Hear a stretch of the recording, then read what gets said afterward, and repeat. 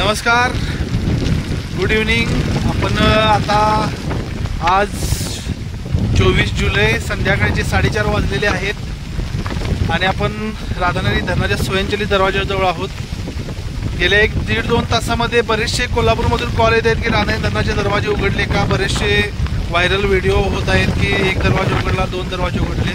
तर आपल्या सर्वांसाठी महत्त्वाची सूचना आहे की राधानगरी धरणाचे एकही दरवाजा आत्तापर्यंत उघडलेला नाही आहे आणि लवकर उघडण्याची शक्यता पण नाही आहे, कारण अजून धरणाची लेवल 344.65 ही आत्ता आहे। 347.50 एवढी लेवल झाल्यानंतर धरणाचे दरवाजे उघडतात, त्यामुळे कुणीही पॅनिक होऊ नये। पावसाचा जोर दुपारपासून पुन्हा वाढलेला आहे। आपण बघू शकता पाऊस आणि वारा प्रचंड प्रमाणात या ठिकाणी आहे, त्यामुळे सर्वांना एक अतिशय आग्रहाची आपली विनंती आहे की सर्वांनी प्रशासनाच्या जे काही सूचना दिली त्या तंतोतंत पाळाव्यात, कारण उद्या दुपारपर्यंत दरवाजे उघडण्याची शक्यता आहे। त्यामुळे सर्वांना अगदी कळकळीची विनंती आहे की आपण जर नदीकाठी असाल, पूरग्रस्त भागात असाल तर लवकरात लवकर स्थलांतर करण्यास काही हरकत नसावी, कारण पावसाचा जोर वाढलेला आहे।